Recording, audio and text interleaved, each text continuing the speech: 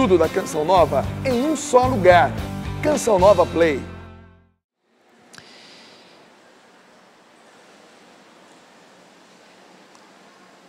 No próximo ano, 2018, vai fazer 20 anos que eu comecei trabalhando no Ministério dos Exorcismos.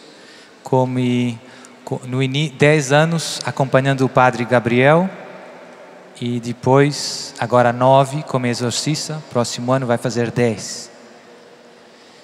E eu pensei em dedicar esta primeira pregação partilhando desta experiência alguns conselhos mais práticos para quem tem esse chamado de trabalhar no ministério de cura e de libertação.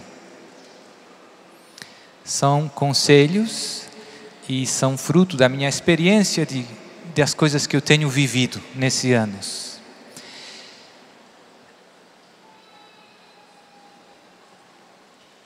Queria começar, antes de entrar nos conselhos, por fazer uma rápida ponto da situação do Ministério dos Exorcismos, de libertação, no mundo atual, na igreja. Quando o Padre Gabriel começou escrevendo os seus livros, que graças a Deus estão traduzidos em muitas línguas, mas muitas mesmo, e que tiveram uma grande difusão mundial, em Itália tinha cerca de 30 exorcistas, apenas. Então, quando o Padre Gabriel começou falando desses temas, havia na Igreja Católica uma grande escassez de exorcistas. E mesmo Itália, que era um dos países que tinha mais na altura, tinha apenas 30. E nestes anos, nesses últimos, eu diria, 30 anos, hoje a Itália tem mais de 200 exorcistas, nomeados pelos seus bispos. Isso é muito fruto graças aos escritos do Padre Gabriel. Ele fez um grande trabalho de sensibilização. Os bispos hoje têm consciência da necessidade deste ministério. Ele também fundou uma associação internacional de exorcistas, o Padre Gabriel, que pouco a pouco foi crescendo. O Padre Rufus chegou a ser o vice-presidente durante vários anos e hoje, há poucos anos atrás, esta associação teve o reconhecimento oficial do Vaticano. A Congregação do Clero reconheceu oficialmente esta associação de exorcistas. E a associação atualmente organiza todos os anos um congresso para exorcistas e também para pessoas no ministério dos exorcismos. Também para alguns leigos, os leigos que ajudam os exorcistas podem ser membros também desta associação. E todos os anos tem várias conferências sobre o tema dos exorcismos e graças a Deus se tem publicado muitas coisas muito úteis, muito importantes para quem trabalha neste ministério. Infelizmente, muitos desses textos estão só em língua italiana. Mas, nos últimos anos, a Associação Internacional de Exorcistas tem também alguns padres exorcistas leigos que traduzem todo este material para português. E por isso, se você trabalha neste ministério, é muito útil que você leia estas conferências de exorcistas de todo o mundo, que partilham a sua experiência, e também que tem muitos estudos mais teológicos, mais históricos sobre este ministério. Depois, no mundo católico em geral, Itália, eu diria que é o país que vai mais na frente. Já tem mais de 200 exorcistas, já tem muitos anos que tem esses congressos, que sempre são em Itália. Então, o clero italiano já está bastante mais formado sobre esses temas. No resto do mundo, infelizmente, tem poucos exorcistas e ainda tem muitas resistências, às vezes até dos próprios sacerdotes e bispos, em relação a este ministério. Mas as coisas estão mudando para melhor, pouco a pouco. Pouco a pouco. O Papa Francisco também tem falado em várias ocasiões da existência do demônio e da sua ação no mundo. Então isso também ajuda os bispos e os padres a abrirem os olhos para esta realidade.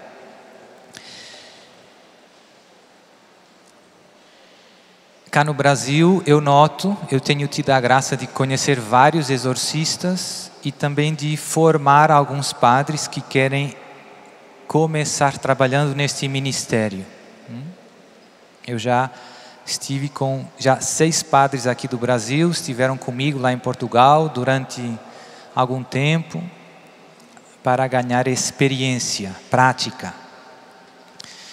Então as coisas estão mudando também no Brasil. Graças a Deus. O Brasil, pelo que eu conheço, é o país que tem mais leigos ministeriados trabalhando no ministério de cura e libertação. Sobretudo graças à grande difusão da renovação carismática. Os grupos de oração, as comunidades que vêm da renovação carismática, todas elas têm uma grande sensibilidade para estes temas. E como no Brasil a presença da renovação, graças a Deus, é muito grande, tem muita gente que ajuda os seus irmãos nesse ministério de cura e libertação. Então, a minha pregação, essas minhas 15 sugestões, se dirigem sobretudo a estes irmãos que trabalham no ministério, aos sacerdotes que trabalham neste ministério, mesmo não sendo exorcistas, e também aos grupos, às paróquias que organizam encontros de cura, de libertação. São alguns conselhos que eu creio que podem ser muito úteis para eles. O título que eu dei a essa pregação foi 15 sugestões para um frutuoso exercício do ministério de cura e libertação. Frutuoso. Nos interessa servir os nossos irmãos e a igreja da maneira mais frutuosa possível. E queria começar com o texto do final do Evangelho de São Marcos, capítulo 16, versículos 15 a 20. É muito conhecido e também mais uma partilha. Esse era o Evangelho que o Padre Gabriel rezava no início dos exorcismos. Rezava em latim e já tinha memorizado o Evangelho. Então era como parte da oração. Evangelho, e começava. E com frequência, na proclamação deste Evangelho, já o demônio se manifestava. Mesmo antes de começarmos a oração de exorcismo. Marcos 16:15 e seguintes. E diz a palavra: disse Jesus aos 11: Ide por todo o mundo e pregai o evangelho a toda a criatura. Quem crer e for batizado será salvo, mas quem não crer será condenado. Estes milagres acompanharão os que crerem. Expulsarão os demônios em meu nome. Falarão novas línguas. Manusearão serpentes. E se beberem algum veneno mortal, não lhes fará mal. Imporão as mãos aos enfermos e eles ficarão curados. Depois que o Senhor Jesus lhes falou, foi levado ao céu e está sentado à direita de Deus. Os discípulos partiram e pregaram por toda a parte. O Senhor cooperava com eles e confirmava a sua palavra com os milagres que a acompanhavam. Palavra da salvação. Vós, Senhor. Então, esse texto do Evangelho, essas palavras de Jesus nos dão a grande chave para exercitar com fruto este ministério. Jesus termina dizendo, ou o evangelista Marcos termina dizendo que o Senhor cooperava com eles e confirmava a sua palavra com os milagres que acompanhavam. A mesma coisa vemos no ministério de Jesus. Jesus anuncia o reino, cura os doentes, liberta os possessos. E diz: se eu expulso os demônios pelo dedo de Deus, é porque chegou a vós o reino de Deus. Estes milagres de curas e de libertações não têm só como fim a pessoa que está sofrendo, mas eles se tornam sinais para todo o povo de Deus de que chegou o reino de Deus. Se tornam sinais que confirmam a palavra anunciada. O Senhor cooperava com eles e confirmava a sua palavra com os milagres. Este ministério, então o primeiro conselho se deduz disto. O primeiro conselho é exercitar o ministério de cura e de libertação num contexto de anúncio da palavra de Deus. Ou seja, nós não nos juntamos para rezar por a cura só, nem para rezar por a libertação apenas. Nós nos juntamos para anunciar a palavra de Deus, para proclamar a palavra de Deus, e depois Deus confirma a sua palavra com sinais.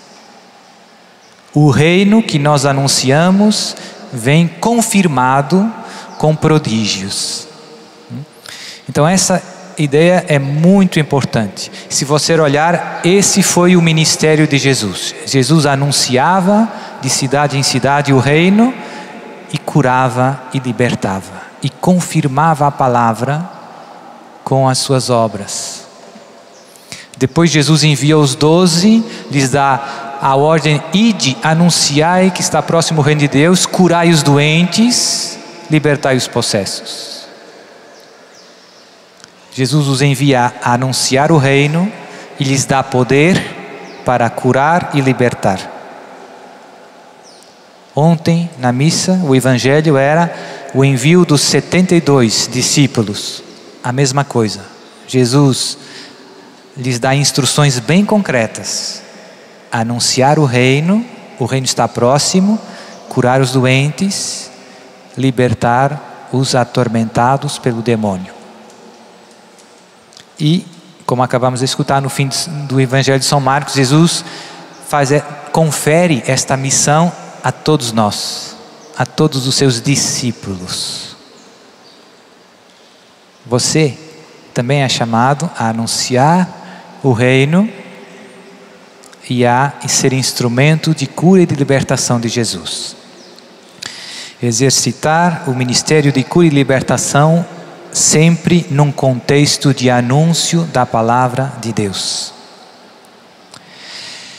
Hoje, eu vejo em tantas paróquias, às vezes em tantas dioceses, que se fazem grandes programas pastorais, planos pastorais, muito bonitos tantas vezes no papel, mas na prática, muito pouco frutuosos, estéreis.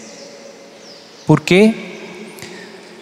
Porque nos afastamos, porque são ideias nossas, são programas humanos, nos afastamos da palavra de Deus. Se você quer ver o reino de Deus crescer lá na sua paróquia, faça o que Jesus mandou, aos 12, aos 72, aos discípulos. O programa pastoral de Jesus é bem simples. Ide e anunciai. Curai e libertai. Simples.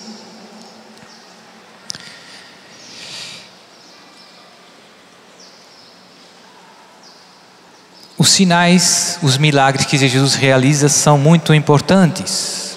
Se você pegar no Evangelho, por que tanta multidão corria atrás de Jesus?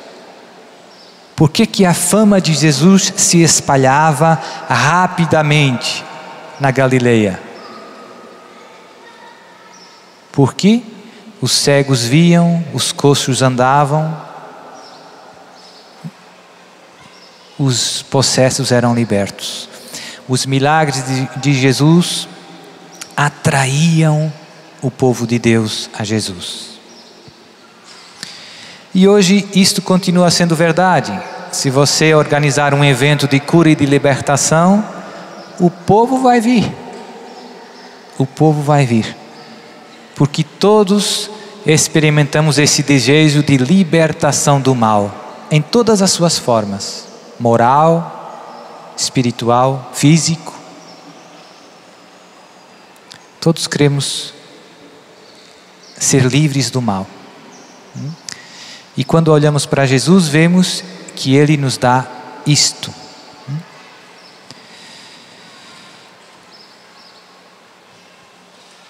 Segunda ideia. Você que trabalha nesse ministério, ajude os seus irmãos a redescobrir o poder dos sacramentos que Jesus nos deixou. Muitas vezes tem encontros de cura e libertação, mas as pessoas vão no encontro, mas voltam para casa sem fazer a sua confissão.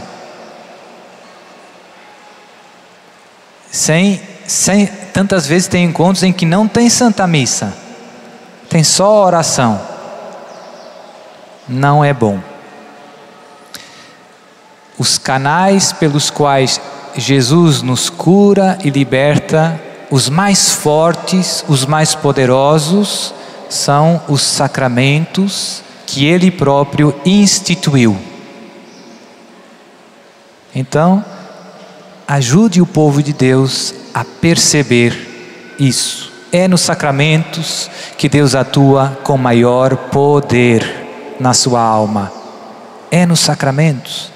E tem 2 sacramentos que são chamados pela igreja de sacramentos de cura: a confissão e a unção dos doentes. A confissão, graças a Deus, aqui é bastante pregada. Muitas vezes tem curas físicas que são consequências de uma boa confissão. Tem muitas doenças que são curadas quando a raiz do mal, quando o pecado é perdoado.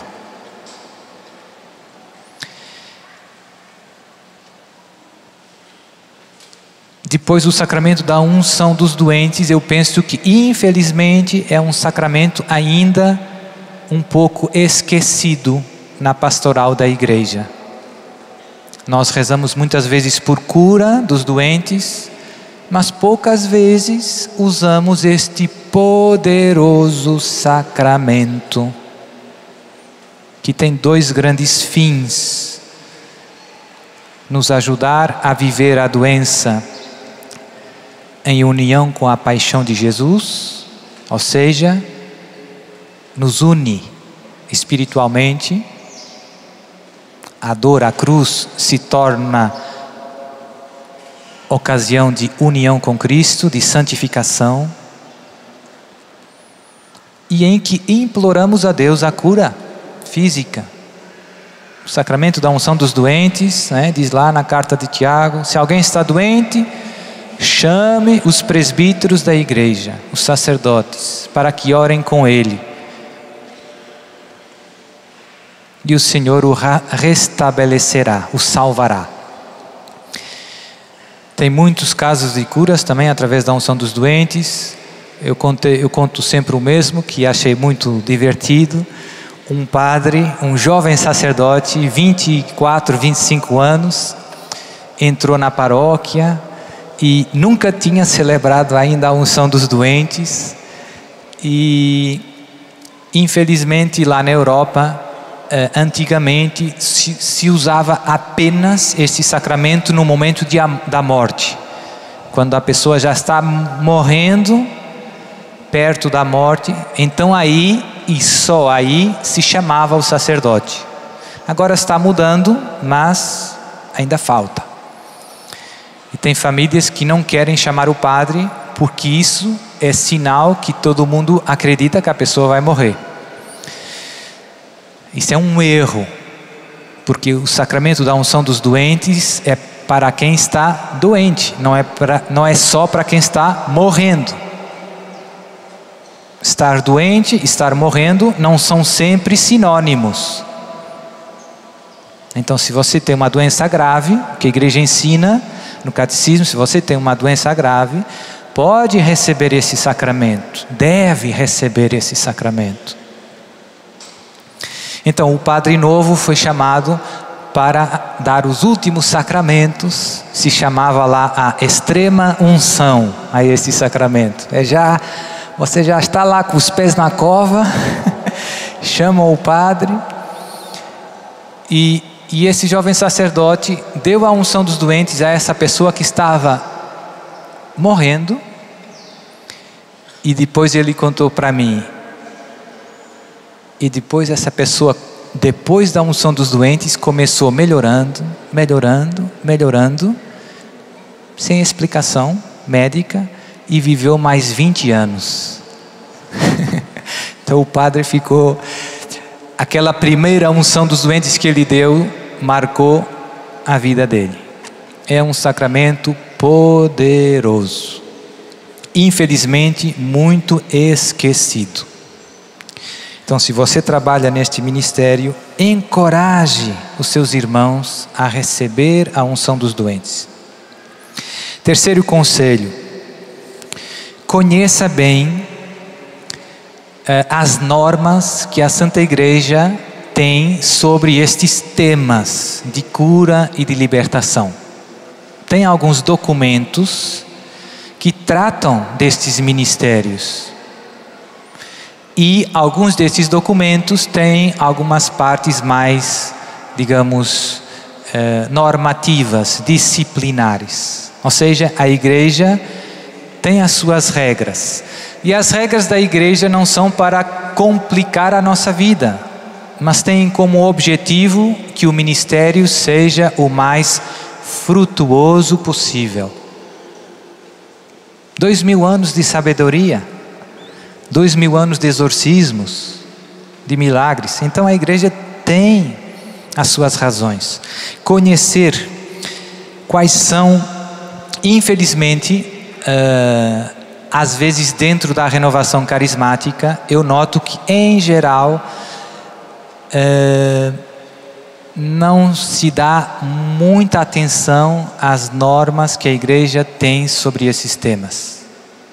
E por isso muitas vezes a gente ouve falar de missa de cura, missa de libertação, e tem graves abusos, e quem organiza as missas e faz esses, não sabe quais são o que diz o Papa, o que diz a igreja sobre esses temas.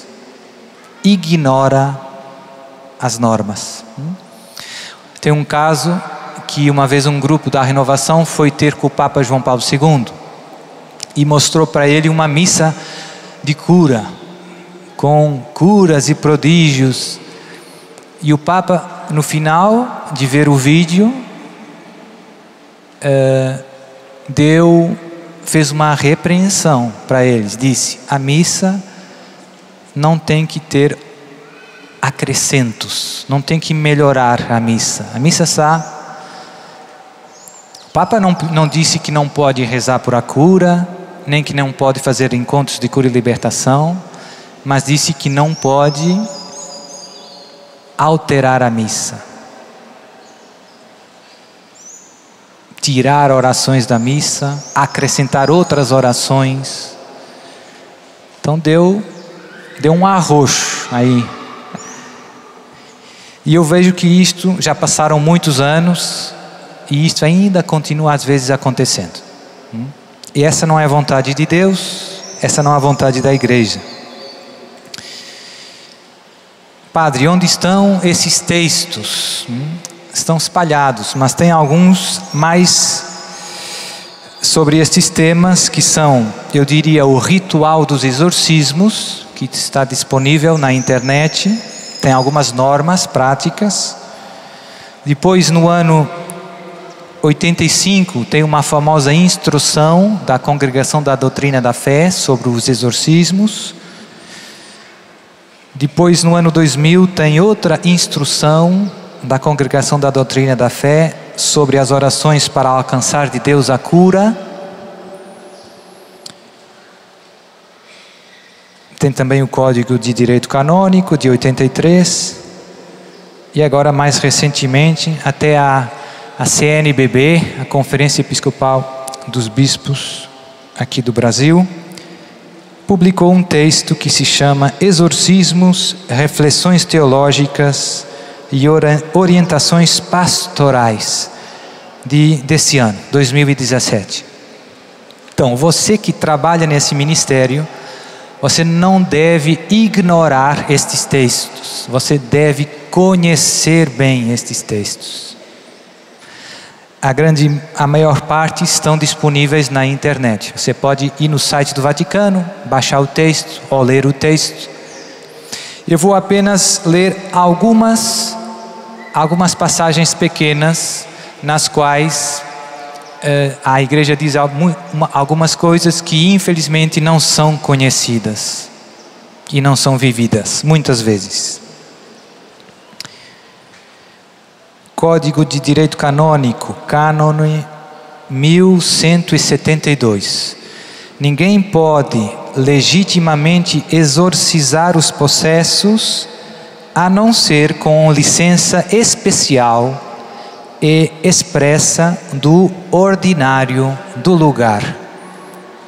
Ou seja, para rezar os exorcismos sobre alguém, o ritual dos exorcismos, você tem que ter uma nomeação do ordinário do lugar, expressa, do bispo ou do vigário geral. Ritual romano, o ritual dos exorcismos, número 19. O exorcismo deve realizar-se de modo que se manifeste a fé da igreja e não possa ser considerado por ninguém como ação mágica ou supersticiosa. Tenha-se o cuidado de não fazer dele um espetáculo para os presentes. Tenha-se o cuidado de não fazer dele um espetáculo para os presentes. Ou seja, a igreja não quer que tornemos dos exorcismos um espetáculo público, né? Por muitos motivos. por respeito às pessoas que são atormentados. Todos os meios de comunicação social estão excluídos durante a celebração do exorcismo. Ou seja, você não pode filmar o exorcismo. E também antes dessa celebração e concluído o exorcismo, nem o exorcista, nem os presentes divulguem qualquer notícia a seu respeito, mas observem a devida discrição. Por quê? Porque estão em causa vidas de pessoas com nome e você tem que respeitar a privacidade, a intimidade, né, dessas pessoas.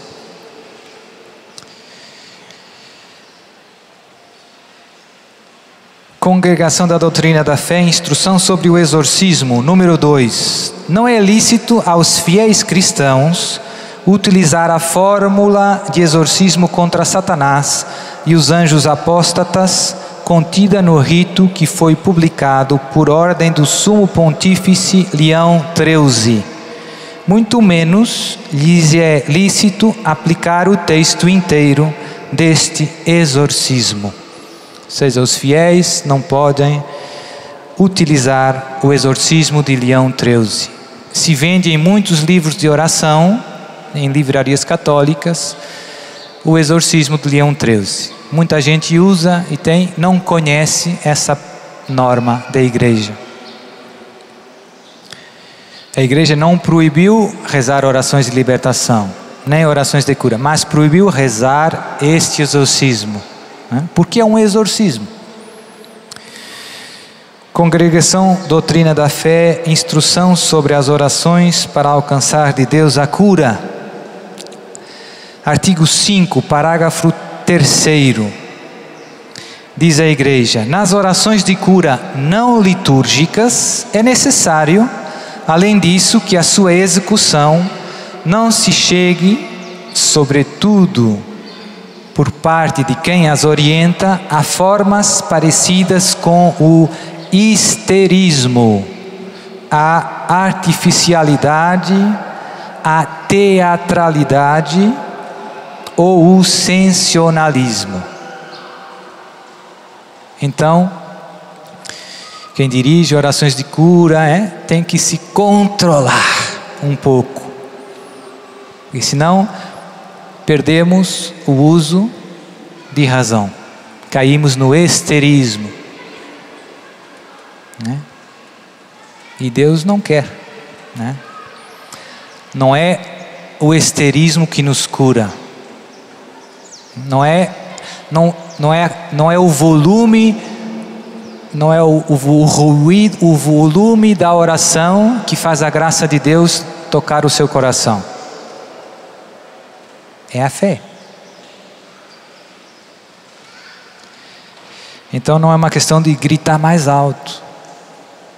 Quem gritar mais alto, mais graça recebe. Não. É uma questão de acreditar no poder de Jesus vivo no meio de nós.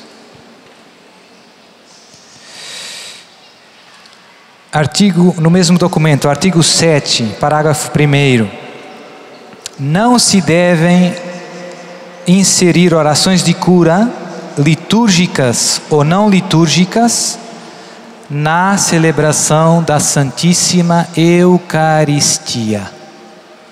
O exemplo que eu dei da missa carismática com o Papa João Paulo II. Não se devem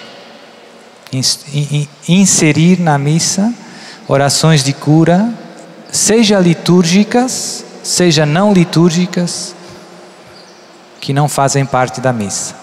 Tem uma missa pelos doentes, isso sim, você pode rezar a missa que está prevista no missal, missa pelos doentes. Não tem nenhuma restrição. Agora você não pode, dentro da missa, colocar outras orações litúrgicas ou não litúrgicas de cura. Artigo 9. Artigo 8, parágrafo 3º. Essa é bem forte. É absolutamente proibido inserir as orações de exorcismo contidas no ritual dos exorcismos, na celebração da Santa Missa, dos sacramentos e da liturgia das horas. É absolutamente proibido. A igreja é forte, é clara. Inserir na missa orações de exorcismo. É proibido. Ah, mas padre, lá na minha paróquia toda sexta-feira tem missa de libertação e o padre toda sexta-feira reza o exorcismo. Reze pelo seu padre e com muita caridade diga: padre, a igreja não quer que faça desse jeito, tem que fazer de outro jeito.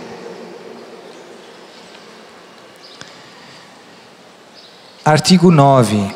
Os que presidem as celebrações de cura, litúrgicas ou não litúrgicas, se esforcem por manter na Assembleia um clima de serena devoção e atuem com a devida prudência quando se verificarem curas entre os presentes. Terminada a celebração, poderão recolher com simplicidade e precisão os eventuais testemunhos e submeterão o facto à autoridade eclesiástica competente. Então a igreja não proíbe a oração de cura, mas quer que se mantenha um clima de serena devoção. Vai na linha da outra norma do evitar o esterismo e a teatralidade. E quando existem curas, é bom recolher o testemunho, diz a igreja, com precisão. Por quê? Porque as coisas que Deus faz nos ajudam a crescer na fé. A igreja não quer calar as curas, mas quer partilhar, mas com segurança, com certeza. Quarto conselho: nunca se esqueça que você é apenas um instrumento de Jesus. Porque o povo muitas vezes pensa que são os ministeriados os autores da cura. Padre, o Senhor curou meu filho no acampamento do ano passado. Não. Padre, Jesus curou meu filho através de si, da sua oração no acampamento passado. É diferente. É diferente. Então, quem está nesse ministério sempre tem que estar relembrando que não sou eu, é Jesus. Jesus usa e usa você se você deixar se usar. Você é apenas um instrumento. Quinto conselho: ajude o povo de Deus a perceber que a saúde da alma é mais importante que a saúde do corpo. Infelizmente, sempre é necessário fazer essa catequese. Se você fizer um retiro para as pessoas que têm câncer serem curadas, vai lotar. Mas se fizer o tarde de confissão, pouca gente vem, às vezes, não é? Eu vejo lá na minha paróquia, nas confissões, sempre sobra tempo. Mas quando tem a oração pelos doentes, lota, né? Sempre ajude o povo a perceber que a saúde da alma é mais importante que a saúde do corpo. Se você estiver em pecado, pode ir no céu? Não. Se você tiver um câncer, pode ir no céu? Sim, se tiver na graça de Deus. Então a diferença é enorme. Sexto conselho: ajude o povo de Deus a perceber que a cruz faz parte da vida do cristão e tem uma eficácia redentora, salva. Deus cura, mesmo as pessoas que recebem uma graça de uma cura física, não deixam de ter cruz na sua vida. A cruz faz parte da vida do cristão. Foi Jesus que disse, né? Se alguém quiser ser meu discípulo, tome a sua e me siga. Se você não toma a sua cruz, não é discípulo de Jesus. Nós queremos ser seguir Jesus, mas normalmente não queremos seguir Jesus nos mistérios dolorosos. Queremos Jesus nos mistérios gozosos, luminosos e gloriosos. Mas não. Os grandes santos, Padre Pio e todos os grandes santos perceberam que não há glória da ressurreição que não passe pela cruz. Sétimo conselho: ajude o povo de Deus a perceber que a nossa libertação definitiva do mal é escatológica. Uai, padre, não peguei agora. Escatológica significa que só no céu é que seremos plenamente libertos do mal. Nós temos esse desejo agora. Eu quero ser plenamente liberto do mal. Eu quero, Padre Eduardo. Mas só no céu é que isso se realizará verdadeiramente, plenamente. E o último dos males a ser aniquilado, diz Paulo, é a morte. Só no céu teremos o nosso corpo glorioso, venceremos a morte. Mas isso vale para os outros males. Então, não se deixe desanimar. É assim, nós desejamos a libertação do mal total, mas esse desejo só se realizará plenamente lá no céu. Lá no céu.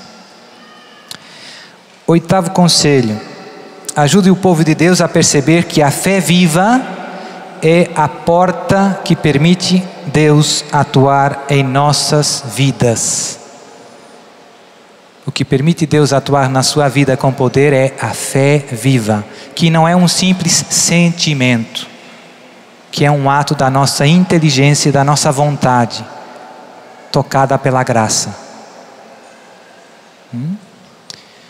Tem muita gente que põe muito a fé no sentimento. Não, a fé está na inteligência. Catecismo é um ato da inteligência movido pela vontade, que é movida pela graça. Jesus sempre põe essa condição. Se você pegar os milagres do Novo Testamento, você crê? Eu creio. Então seja feito segundo a tua fé. Nono conselho: invista tempo no acompanhamento personalizado. Se você trabalha no Ministério de Cura e Libertação, não faça só eventos falando assim em geral para todo mundo. É muito importante o acompanhamento personalizado, um a um, para escutar a história desse seu irmão, para perceber as causas dos seus problemas, para rezar sobre as causas. Sem esse acompanhamento personalizado, tem muitas curas e libertações que simplesmente não acontecem. E o processo de libertação normalmente é gradual. Então, você tem que ajudar esse seu irmão a caminhar. Tem que caminhar do lado dele. E isso é necessário tempo. Muitas vezes encontro pessoas que vêm de encontros de cura e libertação. Padre, eu fui no retiro e fui liberto. Mas depois eu vou rezar nas pessoas e vamos ver. E afinal ainda não foi completamente liberto. Então tem que acompanhar. Um a um. Nesse momento eu tenho cerca de 60 casos de exorcismo que estou acompanhando. Um a um. 45 minutos, uma vez por mês, cada caso. Isso é muito tempo, sim, mas é muito bonito porque você vê o fruto, vê a diferença. São vidas que renascem. E não é só a pessoa, é a família da pessoa que você está acompanhando.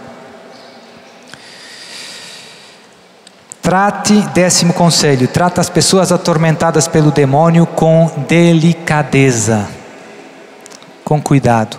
São pessoas que estão sofrendo E muitas vezes quando tem manifestações, por exemplo, em assembleia grande, em grupo de oração, as pessoas têm os ataques lá na frente do povo. Então tratar com delicadeza é, como fazemos aqui na Canção Nova, pegar nesses irmãos, levar para uma zona mais reservada, rezar por eles, falar com eles, prepará-los para a confissão. Muitas vezes são moças, senhoras, então tem que ter cuidado no modo como reza, com delicadeza, né?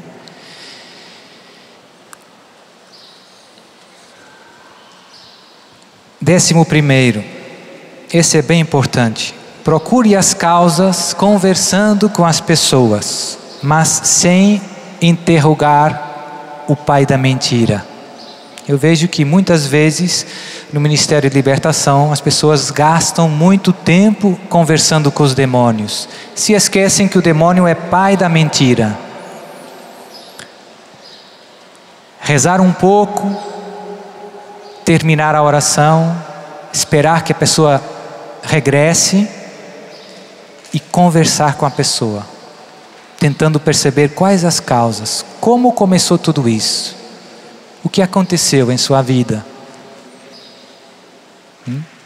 E depois, com essas novas informações, é rezar sobre os temas que você vê que podem ser a causa do ataque diabólico: o matrimônio, a vida, a saúde, a casa. 12º conselho: encaminhe os casos mais graves para um exorcista. Se você vê que o caso é muito pesado, é melhor encaminhar para um exorcista. Então é bom ter alguns contatos celular de alguns padres que você possa mandar o e-mail, né? Encaminhe os casos mais graves, uma questão normal de prudência. 13º, dê a máxima prioridade à sua vida espiritual. Este, se calhar, deveria ser o primeiro conselho. Se você está no ministério, para que você seja um bom instrumento de Jesus, vocês têm que estar bem unido a Jesus. E essa união com Jesus vem da vida de oração, da vida de sacramentos, missa, comunhão diária, rosário, adoração, meditação da palavra de Deus. Se você não está bem unido a Jesus, você não vai ser um bom instrumento de Jesus.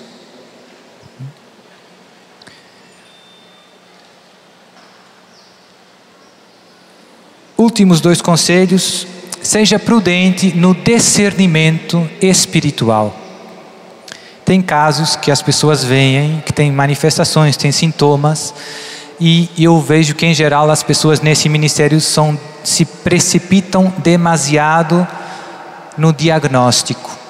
Muitas vezes não é fácil perceber o que se está passando com esse irmão. É um problema de libertação diabólica? É um problema de cura interior? É um problema de doença psicológica? Então, seja prudente no diagnóstico. Vá com cuidado.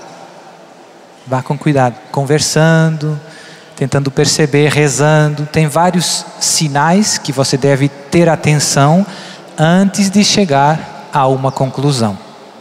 E se não conseguir chegar a uma conclusão, fique tranquilo, continue rezando. Não percebo o que se passa consigo, mas Jesus está aqui, vamos rezar.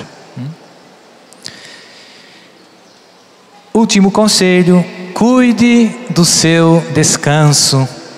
O Ministério de Cura e Libertação é um ministério muito absorvente. Tem um montão de pessoas que precisam de ajuda. E em geral, quem está nesse ministério são pessoas generosas, são pessoas corajosas, são pessoas que se preocupam com os outros. E então, tem a grande tentação, tem o risco de você ficar muitas horas, muitos e toda a sua vida, depois a saúde, a vida espiritual, começam naufragando. Então cuide do seu descanso. Eu pus aqui uma frase: aprenda a dizer que não. Você não é o salvador do mundo. Jesus é o salvador do mundo. Você é só um instrumento. Aprenda a dizer que não. Eu pus aqui uma frase que o meu pároco repetia: um homem cansado é um homem perigoso. É um homem vulnerável espiritualmente e fisicamente. Então tenha cuidado, procure e busque o equilíbrio. Vida de oração, trabalho, família e também ministério. Mas equilíbrio. E então agora vamos pôr-nos de pé e vamos rezar. Eu chamo o Ricardo.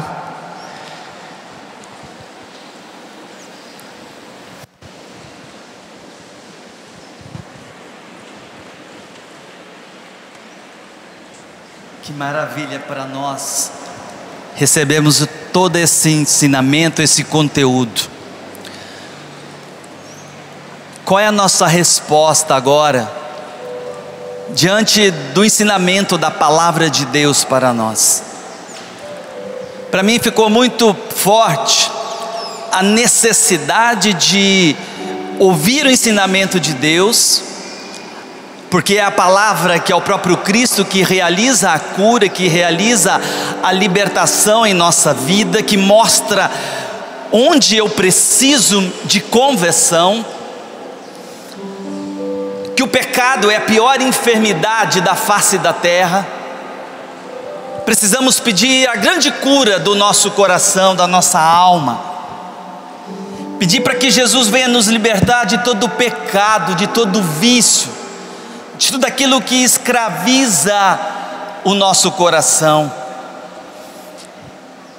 E é isso que eu peço agora a cada um, na harmonia, na tranquilidade. Vai soltando a sua voz no Espírito agora.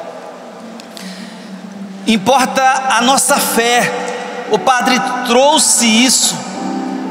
Importa que você reze agora com confiança,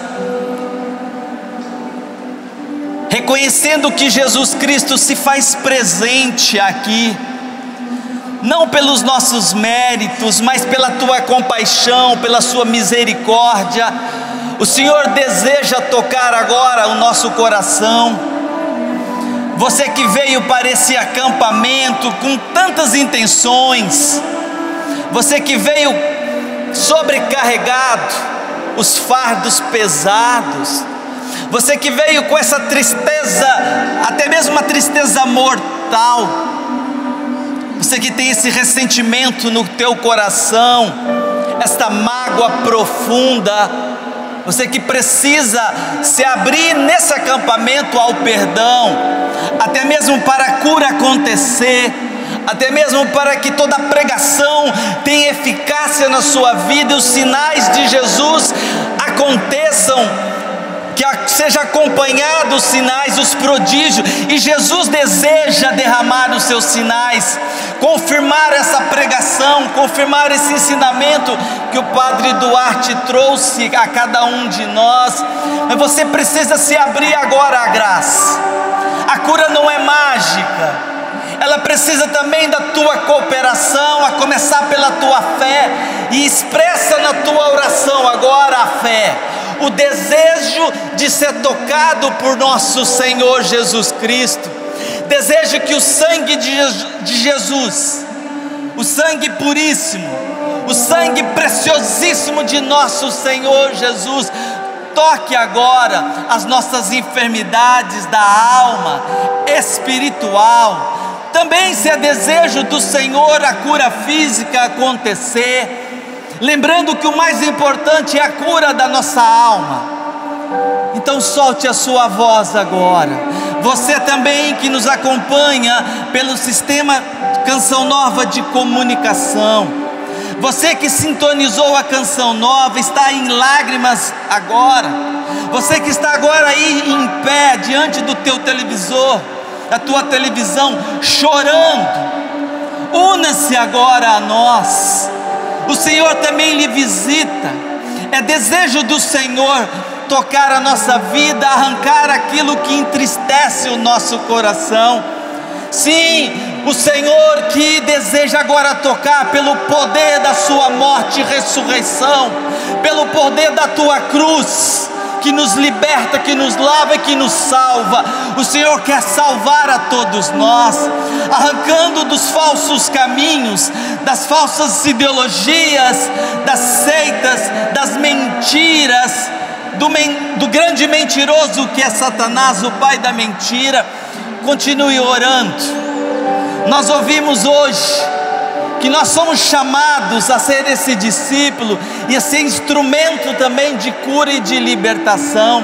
Então comece agora na sua vida, reze mais, vai soltando ainda mais a sua voz, e não é gritando, mas é na confiança do poder de Jesus Cristo. E nós lhe pedimos, Jesus, confirme essa pregação. Senhor, são tantos corações atormentados, são tantas almas, Senhor, oprimidas aqui no centro de evangelização, também nas casas. Nós nos colocamos, Senhor, como instrumentos. Eu me coloco como um instrumento inútil que sou, Senhor. Mesmo com as minhas misérias, eu apresento a Ti, porque eu creio que o Senhor multiplica as misérias. É o Senhor que multiplica os pães e os peixes, Senhor. E eu lhe peço, Jesus, que a Tua misericórdia seja derramada agora nos corações dos meus irmãos. São tantas pessoas, Jesus, desenganadas pelos médicos. São tantas pessoas que não têm mesmo esperança, Jesus, que estão em lutos. Pessoas prostradas aqui, Jesus, até mesmo uma alma que desistiu da vida. E eu estou dizendo agora uma palavra de ciência. Você que já tentou contra a tua própria vida, e você está aqui no centro de evangelização, você tentou tirar a sua vida, se matar.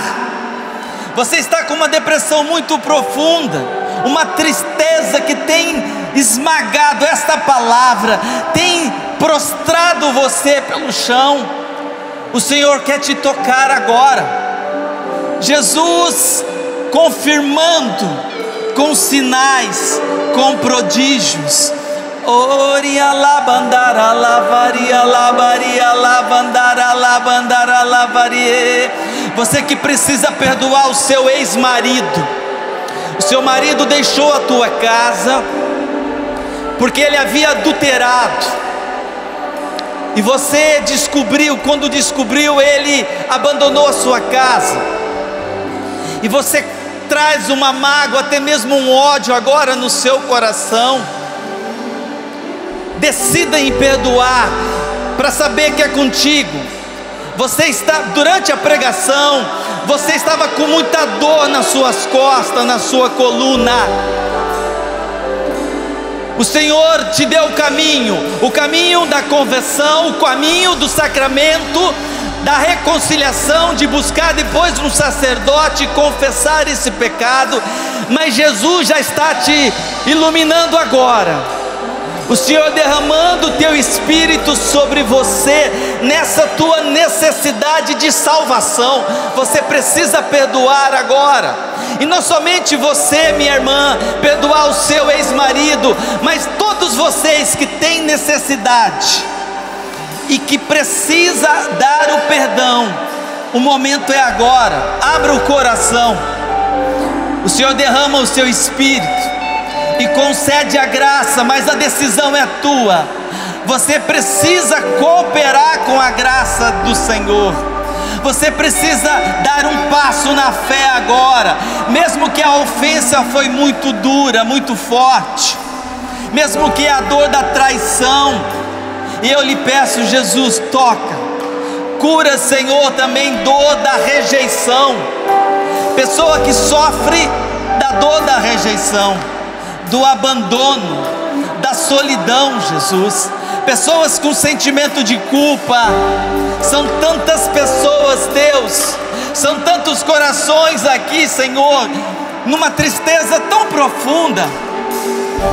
Toca, Jesus Cristo, toca, Senhor, a cada um de nós.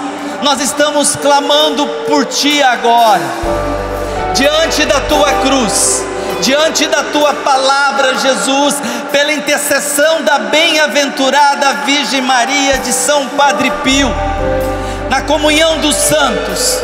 Nós somos igrejas, a única igreja do Senhor é a Igreja Católica.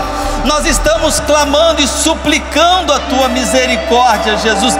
Levante os Teus braços num gesto de fé e clame agora, meu irmão e minha irmã, a sua necessidade. Fale para Jesus. Assim como o cego, ele sabia que o cego queria ser curado da cegueira, mas Jesus perguntou: o que queres que eu te faça? Jesus Cristo está perguntando de maneira pessoal: o que queres que eu te faça? Responda agora para Jesus. O Padre nos motivou, a palavra nos motivou, a resposta agora é pessoal. Fale com o Senhor com as tuas palavras, na simplicidade do teu coração. Liberta, Senhor. São tantos pedidos agora, Jesus, que sobem até o teu coração.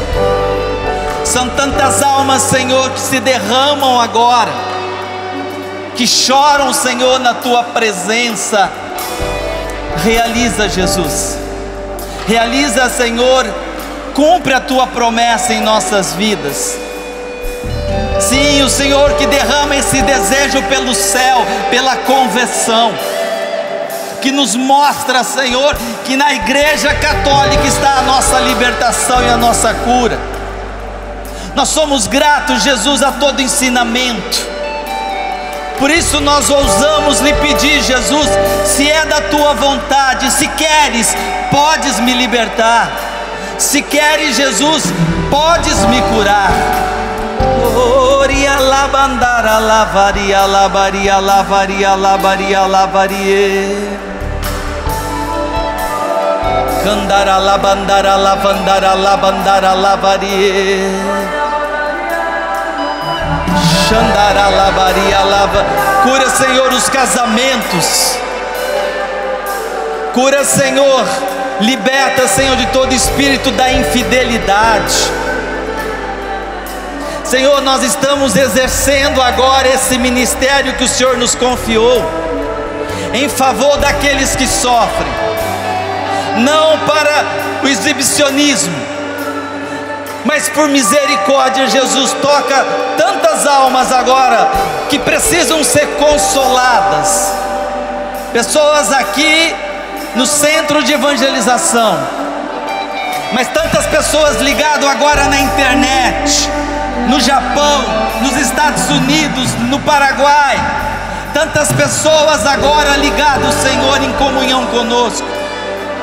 Cura, Jesus. Liberta, Senhor Jesus Cristo.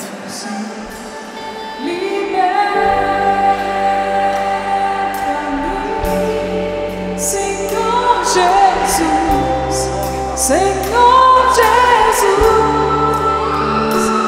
liberta-me, Senhor Jesus, Senhor Jesus, liberta-me, Senhor, liberta-me, Senhor Jesus, Senhor Jesus, converta-me, converta-me, Senhor Jesus, Senhor Jesus. E solte agora no Espírito, solte a sua oração. Isso, o Senhor está libertando já no nosso meio, mais do que os gritos. O Senhor quer nos converter, curar nosso coração. Não dê ouvidos ao demônio. Simplesmente olhe para Jesus ressuscitado. Olhe para a promessa do Senhor. Olhe para a palavra do Senhor, que deseja nos libertar, nos curar, até mesmo do câncer. E o Senhor me mostra uma pessoa com câncer no fígado.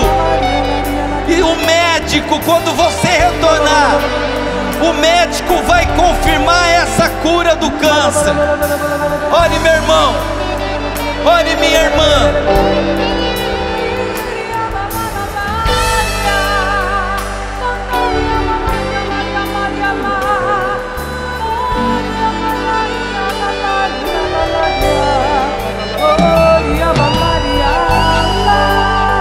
Liberta os tormentos da mente, Jesus. Pessoas oprimidas da mente, Senhor.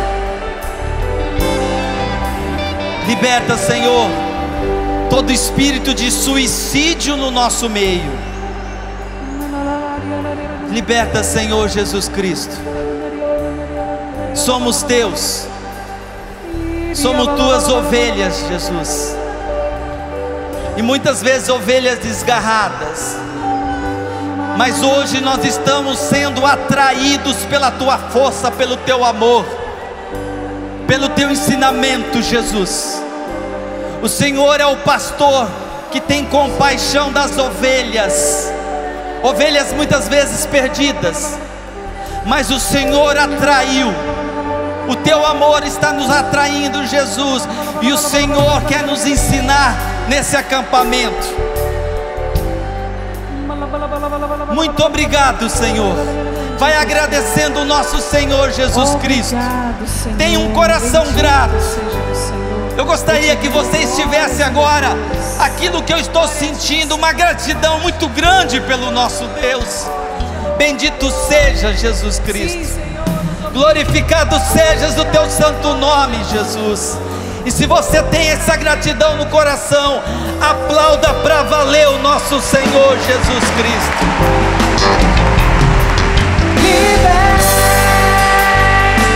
Liberta-me, Senhor Jesus, Senhor Jesus, liberta-me, liberta-me, Senhor Jesus, Senhor, converta-me, Senhor Jesus, converta-me, Senhor Jesus, Senhor Jesus. Tudo da Canção Nova em um só lugar. Canção Nova Play.